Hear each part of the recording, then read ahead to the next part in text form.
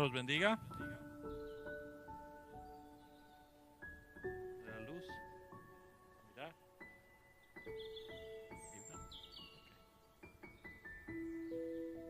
Abran sus Biblias en 2 de Corintios. La otra semana me tocaba a mí, iba a hacer las dos partes, primera y segunda de Corintios, pero tuve que salir a un entrenamiento para el Instituto Bíblico. Y para mejorar nuestro Instituto Bíblico y para certificarlo y ser más un Instituto Bíblico más más certificado y que tenga más influencia y tenga más validez para la comunidad, ¿verdad? Y entonces fuimos al seminario que le llaman allá en Dallas, Southwestern Theological Seminary de Dallas, para conseguir un entrenamiento. Fue la hermana Milena, Marlene, conmigo y hermano Tony. Fuimos allá a recibir ese entrenamiento y ya regresamos y vamos a tener el Instituto Bíblico. Ahora el Instituto Bíblico va a tener un validez que si vas con nosotros te dan un año de Dallas Theological Seminary, te da un año de crédito, y Southwestern y en Louisiana te dan 3 años. Entonces ya estamos, los seminarios están reconociendo van a reconocer el Instituto Bíblico de Puente para Cristo. Somos varios, somos 4 institutos bíblicos, y todos los 4 vamos a usar el material de ellos, y entonces ya su diploma no es nomás un diploma que es reconocido por la iglesia y por la UBA, sino ahora es reconocido por la iglesia, UBA, BGCT, y por 3 seminarios que están, uno en Louisiana, el Seminario Teológico de Louisiana, Dallas Theological Seminary y también Southwestern. Entonces Dios lo está abriendo las puertas en este seminario. Los dieron uno de los representantes de la UBA, nos dijo que el seminario más organizado y que comenzó y acabó muy bien fue el de nosotros. Entonces nos dieron que los felicitaron, que este Instituto Bíblico está corriendo muy bien. Entonces quedamos alegres por eso, ¿verdad? Y queremos seguir progresando y engrandeciendo para que un día de este Instituto Bíblico salgan muchos pastores, muchos misioneros que Dios va a usar aquí en preparación, líderes profundos, para que nuestro crecimiento no nomás sea de anchura, pero profundo también, ¿verdad? Muy bien, vamos a buscar en segunda de Corintios. Entonces la primera semana recibieron el primer instalamiento del primera de Corintios. Hoy va a ser la segundo instalamiento de segunda de Corintios. Y básicamente comienza como en el 9 a 10, 11, 12 y 13. Esa es la segunda, la que se considera la segunda parte. Ya han recibido varias, cómo comenzó todo Corintios, dónde estaba Corintios, qué clase de Dios se sabe en Corintios, ya saben mucha geografía de Corintios. No os voy a aburrir con recalentar eso, sino os voy a decir en un etape grande de qué se trata la segunda parte de Corintios, ¿verdad? Entonces, antes de eso vamos a orar.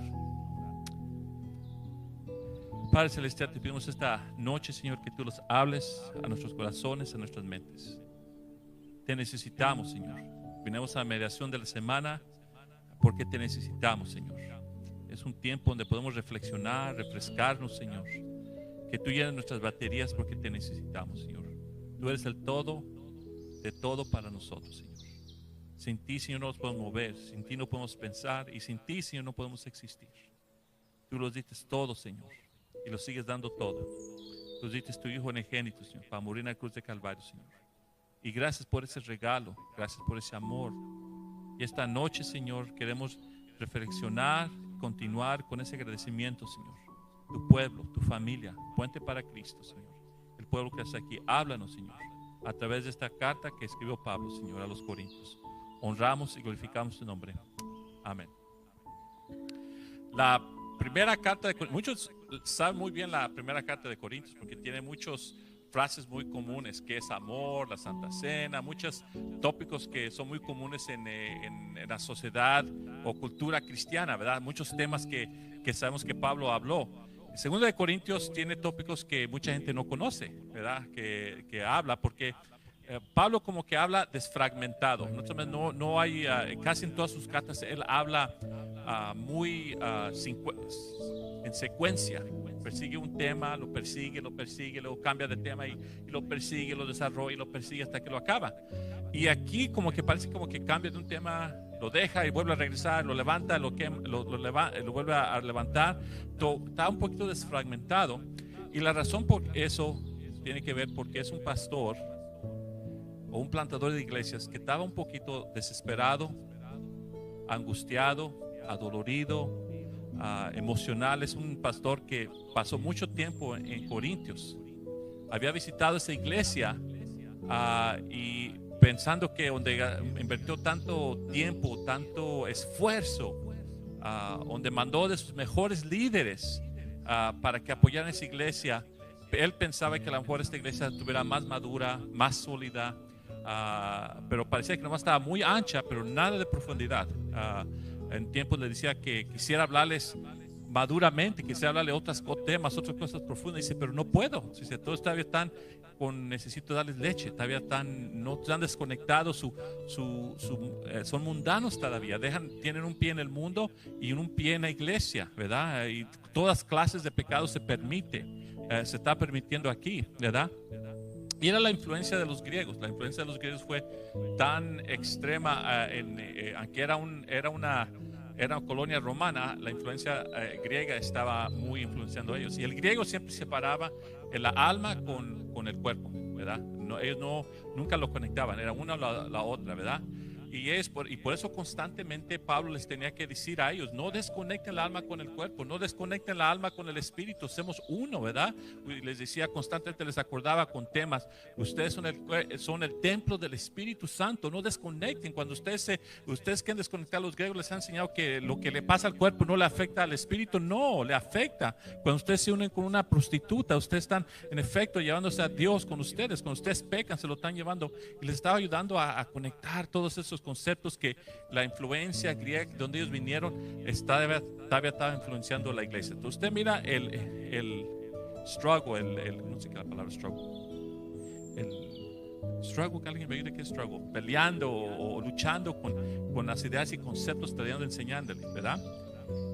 Pero en esta porción, esta segunda porción de la palabra de Dios en Corintios capítulo segunda de Corintios, los últimos capítulos, aquí Pablo empieza a hablar muy humanamente, en unas veces tiernamente y unas veces forzadamente. En unas veces miras como que hasta que está enojado, parece que se enoja. En otras es sarcástico, usa cosas, dice verdades sarcásticamente, habla sarcásticamente. Van a mirar eso, especialmente lo van a mirar en capítulo 10 de Corintios, porque está un poquito desesperado y no desanimado, pero disappointed. ¿Qué es la palabra disappointed? Es defraudado, un poquito defraudado con esta iglesia. Y lo vas a mirar aquí. ¿Por qué? La reflexión de un líder se mira, de un líder, un pastor, cuando uno planta una iglesia. Uno quiere saber que cuando el líder, ya el tiempo es ya de irte, de que Dios quiere que vayas a plantar otra iglesia a otro lugar, o que ya es tu tiempo de bajarte y dejar a otro pastor, a otra persona que siga con la iglesia. Que un día va a pasar en esta iglesia, un día yo ya no voy a ser pastor y un día yo voy a tener que sentar y alguien más, un día Dios me va a pedir irme a otro lugar, no sé, pero un día va a pasar eso. Y la reflexión del liderazgo no es tanto cuando el líder está, sí es allí, está allí, pero más sabes que su liderazgo, el perfume de su vida, de su liderazgo, es cuando ese líder se tiene que bajar o se tiene que ir. ¿Qué pasa cuando ese líder se tiene que ir? ¿Qué pasa con una iglesia cuando ese pastor que plantó la iglesia o esa persona que plantó, ¿qué pasa con esa iglesia? ¿Se desaparece? ¿Sigue más fuerte? Los líderes, hay un licuado de tratar de quién va a ser el poder de pelear por quién va a tener más autoridad, más poder en el púlpito, quién va a ganar posiciones, que si hay una lucha, un conflicto que deja la iglesia, cuando ese líder se va, se deja un conflicto en la iglesia, que no le gusta mirar la iglesia, que causa divisiones cuando el líder se va. ¿Qué pasa cuando un líder se va? el medir el liderazgo, el perfume de un líder es mirar qué estabilidad o no estabilidad deja. Si la iglesia sigue o no sigue. Si hay algo dinámico, nuevo, fresco, mejor, o se quedan las cosas igual o siguen para abajo. Si la iglesia sigue abierta o se cierra. Es una manera de mirar qué clase de líder tuviste cuando él estaba allí. Entonces, Pablo está mirando eso en su vida. Él está mirando qué clase de su liderazgo, que él cuando estuvo allí, el efecto que estuvo cuando allí. Y miramos que él habla de dos olas. En una primera ola hubo buenos líderes que entraron, que él mandó. Tan buenos líderes que los corintios se empezaron a agarrar hasta a hacerse grupitos. Yo soy de Apolos, no, yo soy de Pablo, no, yo soy de Pedro, no, yo soy de Jesús, ¿verdad? Cada quien agarrando su grupito. Eran buenos líderes, buenos maestros, dinámicos, fuertes líderes, muy buenos. Y parece que la iglesia de Corintios agarraba y hacía sus grupitos. Y esa era la primera ola. Buenos líderes. Pero llega otra ola, después que ellos se van, de malos líderes. De líderes que se hacen nombrar super apóstoles. No nomás apóstoles, pero super apóstoles. Más mejorcito que el apóstol Pablo. Y él se siente triste por lo que estaba ocurriendo. En esta porción de la palabra de Dios vamos a mirar un Pablo frustrado, un Pablo a lo mejor triste, porque tú miras que él los ama mucho a este grupo de personas, los ama y los quiere tanto, los quiere mucho. Recuerdo un pastor, muchos conocen no se conoce al pastor Chuck Swindoll. ¿Alguien ha escuchado del pastor Chuck Swindoll? ¿Han leído los libros de Chuck Swindoll? Una vez a los líderes los hice leer Servir, y da un vaso de agua fría. ¿Se acuerdan de ese libro que leyeron? Ese es de Chuck Swindoll. En ese libro, no en ese libro, pero en uno de los libros que él era un plantador de iglesia. Ha plantado de las iglesias más grandes que Estados Unidos ha tenido, él las ha plantado. Plantó en Dallas, dos en Dallas. Ahorita sigue en Dallas ahorita, pero también se fue a Fullerton, California. Y cuando estaba en Fullerton, California, él plantó una iglesia ya cuando estaba al clímax de esa iglesia, estaba creciendo esa iglesia, entrando, bautizando a gente nueva, constantemente creciendo esa iglesia en una manera tan rápida. Y Dios le pide, le dice, y él no quería, le encantaba estar ahí en California, está el aire fresco, nunca se pone ni caliente ni frío, sino está siempre bien templado, ¿verdad? Y Dios le pide, le dice, es tiempo que te vayas y quiero que regreses para atrás a Dallas. Y dice en su testimonio que en el último día que él tuvo que irse de esa iglesia que estaba dinámica, creciendo en lo mejor de la iglesia. ¿Quién pastor dejaría cuando una iglesia está en lo mejor de esa iglesia?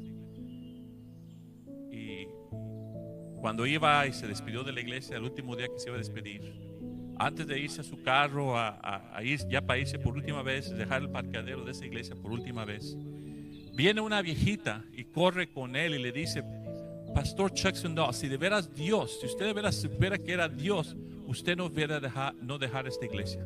Usted los está abandonando. Usted es nuestro pastor, usted los está abandonando. Y la esposa, con ese choque de esas palabras que le chocaron en el manejo, dice, cuando iba manejando callado, llorando, por fin cuando para llorar un poquito, la esposa se voltea y le dice, Chuck, ¿tú piensas que estamos haciendo lo que es correcto? ¿Tú piensas que de verdad se fue de Dios que dejáramos la iglesia ahorita como está? Y le dice, honey, dice, no los vamos porque no los necesitan. Los vamos porque ya no nos podemos quedar. Cuando Dios dice que te vas, es tiempo de irte. Y Dios los dijo que los fuéramos. Líderes fuertes. Pero esa iglesia en Fullerton siguió creciendo. Realmente creció más grande. Y él vino a plantar una iglesia aquí en Dallas, Texas. Y está plantando una iglesia también muy grande. En la reflexión de eso. Pero ¿qué hubiera pasado si él escuchara que esa iglesia hubo divisiones, hubo líderes que trataron de tomar posiciones que no debían de haber tomado, hubo una desorganización, todo lo que él hizo, todo lo que alcanzó, falsas personas empezaron a enseñar cosas falsas, y él escuchara, ¿qué hubiera hecho él? Se hubiera quedado triste, a lo mejor hasta cuestionando, ¿hice un error? ¿Sería la voz de Dios que de verdad me habló y me sacó de esa iglesia? Él podría cuestionar. Y pienso que Pablo está en una situación donde él tuvo que reflexionar antes de poder escribir esta carta, de decir, ¿qué está pasando aquí? Porque empezaron a cuestionar, y estos falsos apóstoles lo empezaron a acusar de varias cosas. Y de esas varias cosas vamos a hablar, y los van a leer en el capítulo 10. Pero antes de leer el capítulo 10, quisiera decirles para que las acachen. Cuando van a leer el capítulo 10, van a mirar. La número 1, lo acusaron de ser un pastor inestable, que cambiaba de mente. A veces sí, a veces no. Entonces era un apóstol inestable. Los superapóstoles. Los superapóstoles lo acusaron de ser inestable. Lo acusaron también de escribir.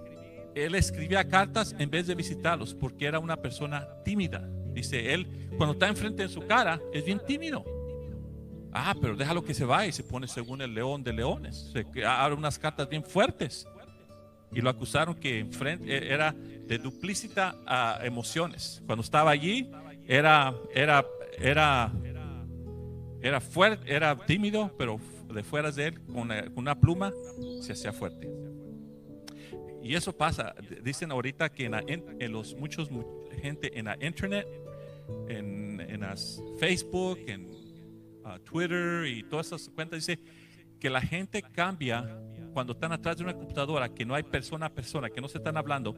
Se dicen y se hablan cosas que si tuvieran esa persona frente a frente nunca se lo dijeran.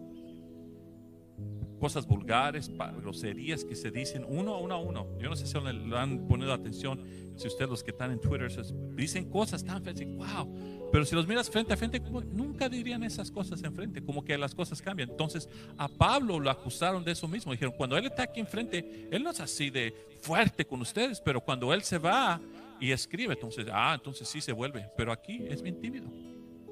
Y lo acusaban de eso. Y también lo acusaban de que era una persona que si de veras valía su mensaje, de veras valía lo que debería de valer, él no cobra. Dice, él no cobra cuando él predica.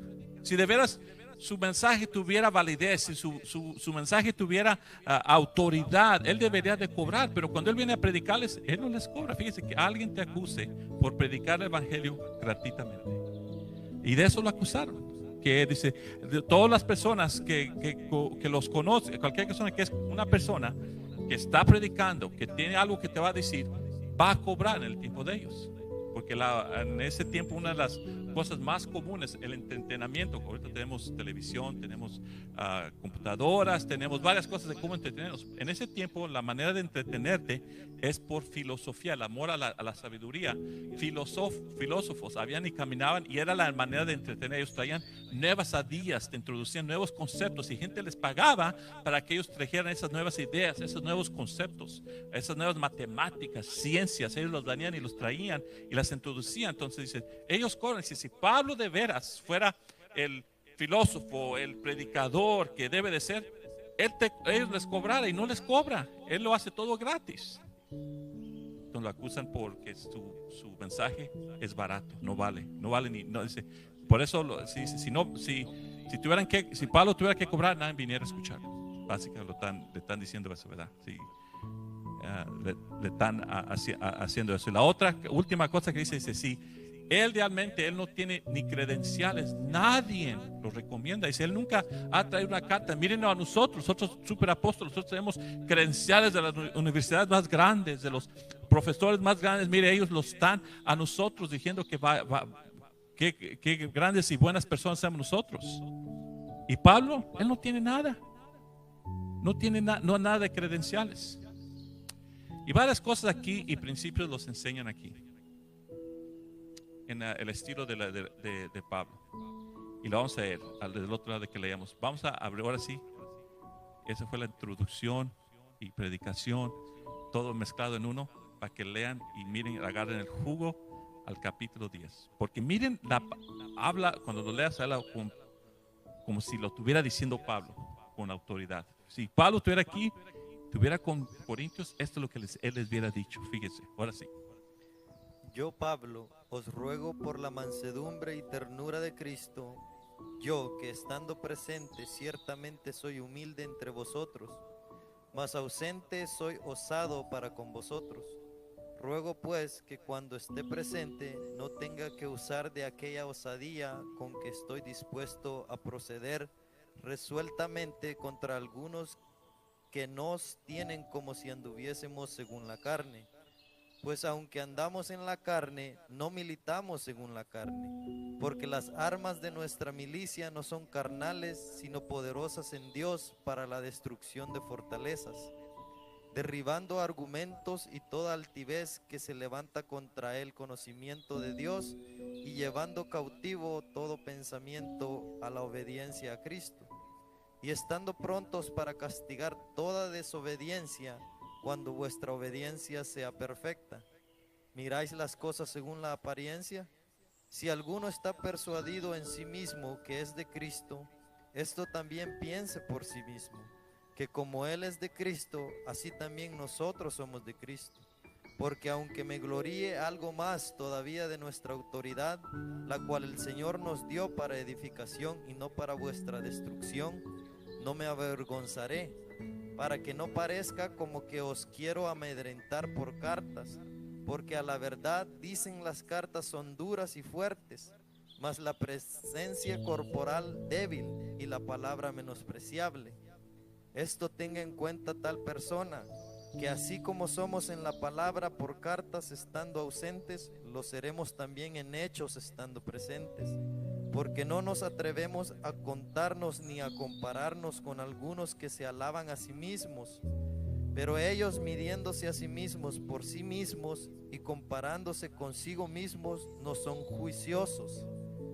Pero nosotros no nos gloriamos desmedidamente, sino conforme a la regla que Dios nos ha dado por medida para llegar también hasta vosotros, porque no nos hemos extralimitado como si no llegásemos hasta vosotros, pues fuimos los primeros en llegar hasta vosotros con el Evangelio de Cristo.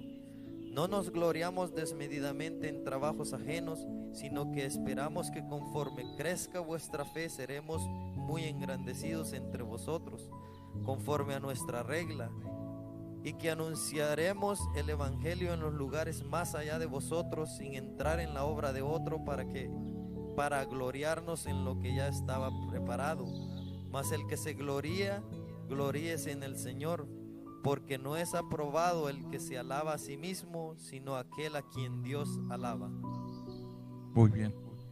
Aquí está Pablo en una manera firme, fuerte, diciendo, cuando yo regrese, porque él planeaba a volver a mirarlos. Y el resto de la carta es igual.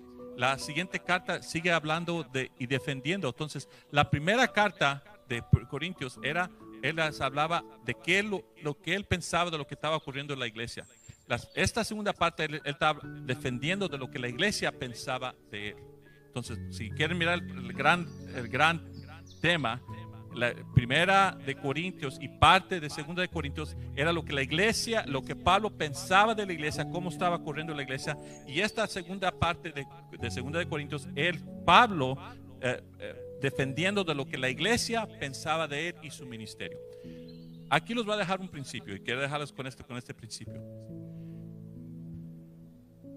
Todos en una manera u otra vamos a ser líderes. Un domingo yo les introducí la idea, el concepto de Aveda. ¿Se acuerdan? La palabra Aveda. ¿Quién se acuerda qué es la palabra Aveda? ¿Alguien se acuerda? ¿Qué es? ¿Alguien tomó notas? Aveda es servicio. Muy bien. Alguien tomó notas. Entonces, Aveda. Correcto, las tres. Es una palabra para todo. Entonces, quiere decir que ahorita lo que se están haciendo es celebrando lo que ustedes hicieron en su trabajo, que fue servicio, adoración, ministerio, ¿verdad?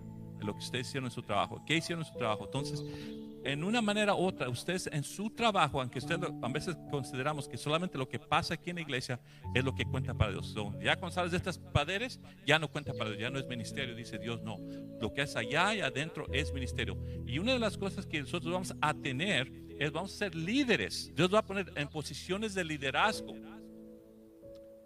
Y te abre las puertas. Y hay tiempos que uno va a querer forzar y romper puertas para uno querer tener posición de líder. Querer ser el manager de la compañía, ser el manager del departamento. Vas a querer romper y tú quieres ser. Y la manera de tú poder hacer eso, que hacen muchos y pasa en muchas compañías, pasa en muchos ministerios, cuando hay celos de querer tú llegar a una posición que Dios no te ha dado, que no te quiere bendecir. Porque cuando Dios te da una bendición, te da una bendición, te la da y tú no tienes que pelear para nada.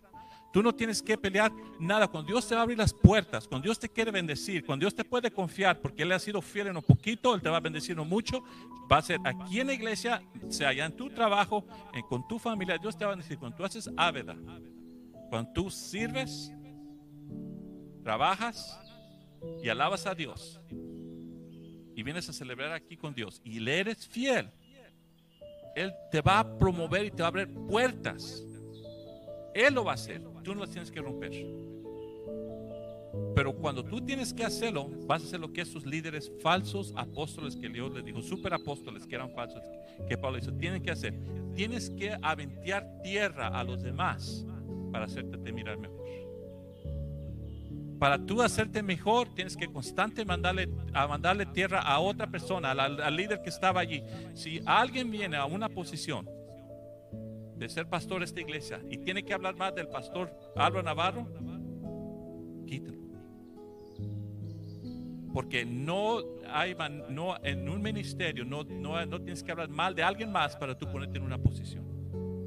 Si hay una posición, se mete un líder en una posición de alabanza y tiene que hablar mal del hermano Trejo para poder llegar allí, quítalo.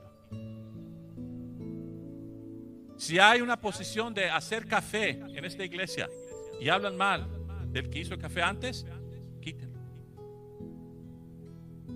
Si usted es patrón de una corporación y uno de las personas abajo de usted está hablando mal de uno de sus trabajadores para él llegar a ser supervisor, no lo ponga. No lo ponga. Porque lo va a volver a hacer. Y lo va a volver a hacer. Y es lo que Pablo está hablando aquí. Dice, cuando alguien tiene que hablar mal de mí, que se tiene que elevar, se tiene que inflar, se tiene que promover. Cuando self-promoting, que dice en inglés, auto promoverse mismo. Pablo está diciendo, esos son falsos. Es pecado hacer eso. Porque cuando Dios te abre puertas, Dios te bendice donde quiera que tú vayas. Fíjese, uno mira la posición, cómo Dios va a usar a una persona que apenas habla el español, no lo habla ni bien, que no es pastor, nunca ha sido pastor, nunca ha sido hijo de pastor, nunca está abajo del ministerio de nadie, no sabe cómo ser pastor. Todo lo que tienes ganas y Dios le abre puertas.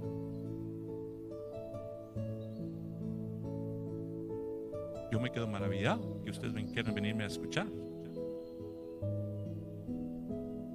Que yo sea pastor de esta iglesia, yo me quedo maravillado de Dios, porque tiene que ser Dios. Yo no tengo el carisma de otros pastores que saben predicar y saben agarrar a la gente que, ¿quién dice aleluya? Yo no tengo nada de eso.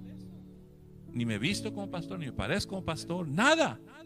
No canto, no puedo tocar, el único instrumento que toco no lo toco bien, el tamboras, no hago nada de lo que típicamente mirarías que un pastor debe de saber. Yo no lo tengo, pero cuando Dios quiere bendecir, te abre las puertas, te las abre. Y no tienes que tirarle tierra a nadie más, no tienes que tirarle tierra a otro pastor, a otro ministerio, a otra iglesia. Si alguien tiene que hacer eso, está mal, muy mal. Cuando tiene que inflarse él mismo, que yo fui allá a Guatemala y usted mira la gloria de Dios, cómo se movió la mano, yo tocaba y la gente se caía y yo tocaba y cientos de personas se entregaron de Cristo, y cuando tienen que autopromoverse ellos. A mí cuando miro un pastor que habla así de él mismo, que se autopromueve, mis banderitas se me levantan, el Espíritu Santo me levanta. Ojalá que les pase eso a ustedes. Porque cuando una persona es genuina, cuando dice la palabra de Dios en Romanos 8:16, dice: el espíritu tuyo testifica a tu espíritu que viene de Dios. Y no me tengo que promover. A lo mejor no soy tan energético, carismático, pero van a saber que lo que yo les estoy predicando es la verdad de Dios y no me tuve que promover. El Espíritu Santo me promueve y haya gracias, hace que yo les haga gracia en su corazón, en su mente, para que mi espíritu testifique con su espíritu que viene de Dios, que es de Dios y no mío. Y no nomás para promover mi ministerio y vivo una vida de ávida ya, detestable, fea. Nadie quiere trabajar conmigo, pero acá predico muy bonito.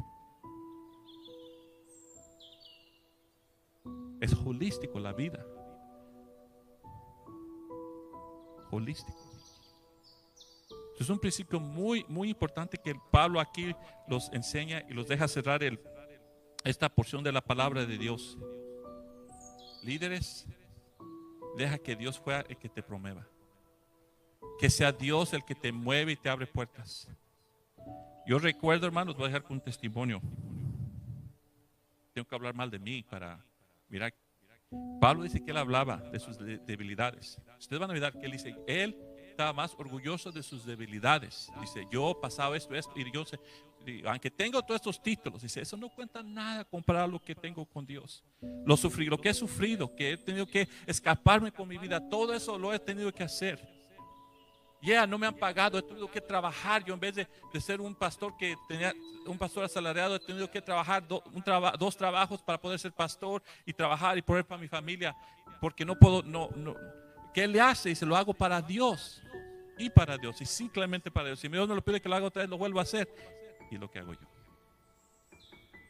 Entonces de mis flaquezas hablo.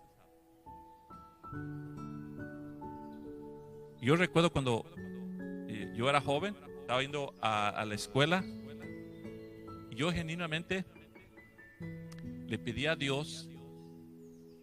Yo trabajaba estaba yendo al colegio para ingeniería y yo le pedí a Dios, porque yo trabajaba en la Best Buy, que yo quería trabajar de lunes a viernes. Ya no quería trabajar, porque cuando trabajas en retail, trabajas en Best Buy vendiendo computadoras. Tenía que trabajar los fines de semana cuando la gente más va. Todos los fines de semana. Y en la iglesia nosotros había servicios domingo, viernes, miércoles, viernes y domingo en la mañana y domingo en la tarde. Y yo no podía, los viernes eran los días de los jóvenes, y yo no podía ir con los jóvenes. Y nomás podía escoger si iba el domingo en la mañana o el domingo en la tarde, pero no podía ir los dos. Y casi todos los miércoles me ponían a trabajar. Entonces yo le pedí a Dios, yo quiero trabajar un trabajo regular.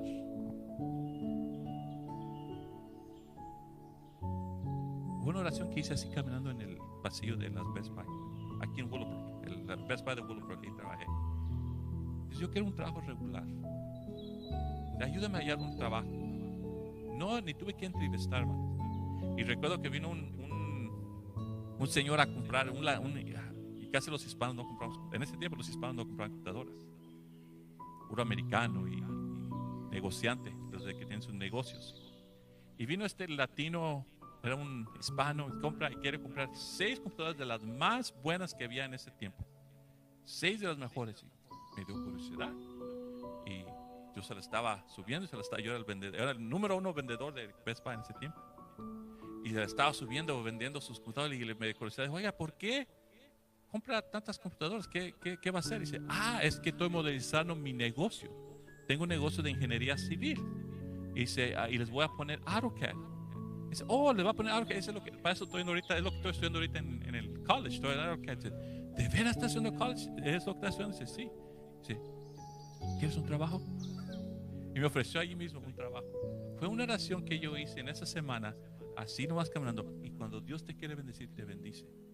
Y me dio un trabajo sin ser ingeniero. Todavía me dio un trabajo trabajar como si fuera ingeniero, abajo de un ingeniero. A las al año de trabajar con él allí, iba a tener mi primer bebé. Daba más dinero. ¿Qué hace Dios? Viene y me habla un headhunter, los que buscan para trabajos, y me dice: oh, es Álvaro, estás interesado en un trabajo y un salario, no un porcentaje, sino lo doble de lo que iba a ganar. Dije de 10 a 20, vamos a ver, para que tengan $10 a $20 la hora, los que trabajan por hora, 10 a 20, era un salario, pero es salario. ¿Y estás interesado? Oh, sí, voy a tener un bebé, quiero comprar casa, como de que no, ¿verdad? En mi resumen, hermano, yo lo hice tan rápido. ¿Saben qué es un resumen para enseñar a otra compañía? Lo hice tan rápido que había tantos errores en mi ESA, hasta errores de deletración. ¿Tú piensas que un ingeniero que quiere un trabajo de ingeniería con tantos errores, deletreado mal, si alguien mirara eso, te daría un trabajo? Yo, si alguien me diera un resumen así, dije, ni sabe ni escribir. Lo tiro mejor, algo mejorcito, ¿verdad? Cuando Dios te quiere bendecir, cuando Dios te quiere dar algo, y tú has sido ávida, le has sido fiel en lo poquito, y le has servido, adorado en tu trabajo, lo has hecho lo mejor para lo mejor, ¿no? Todo lo mejor para honra, lo haces como para que fuera Dios, como si Dios estuviera haciendo y fuera tu patrón. Si tú se lo haces así, Él te va a bendecir. ¿Y qué hace este señor? Me habla para una entrevista y me dice: mira, yo tengo que darle tu resumen al patrón que está arriba de mí, pero necesito que hagas algún favor por mí. Yo te quiero el trabajo, pero necesito que arregles tu resumen. Está deletreado aquí. Y yo con vergüenza, oh my goodness.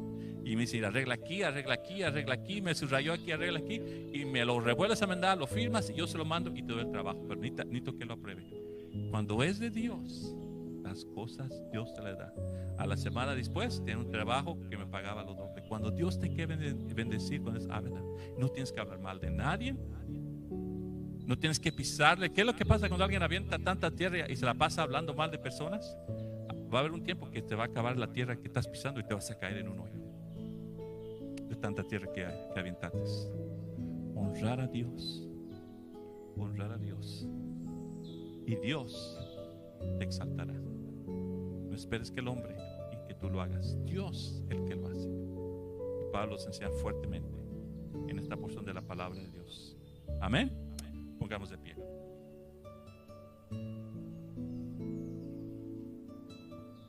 Señor, te damos muchas gracias por tu palabra que es un alimento tan lindo para nosotros.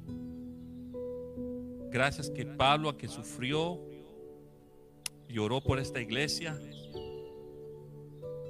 que a lo mejor tuvo que reflexionar muchas de sus acciones, por qué hizo lo que hizo, y tú le tuviste que dar paz para escribir lo que él tuvo que escribir.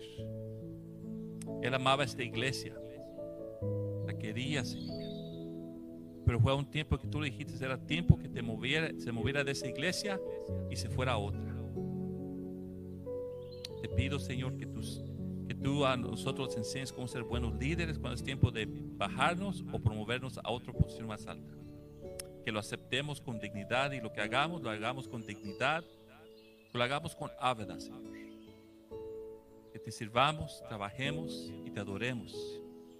No nomás en estas 4 paredes, pero holísticamente en las 4 paredes de nuestros trabajos, de nuestros hogares. Ayúdanos, Señor, a mirar un perspectivo diferente y nunca hablar mal de alguien más para subir una posición. Que tú, Señor, seas el que los subas a esa posición. Que maduremos, crezcamos en nuestro conocimiento, en nuestra habilidad, para que los puedas confiar, Señor, y darnos algo mejor, Señor. Te honramos y te glorificamos, Señor. Gracias por todo, Señor. Gracias que los salvaste a través de tu palabra, Señor. Un pensamiento corto. Honramos y glorificamos su nombre. El pueblo os dice, amén. Dios te los bendiga.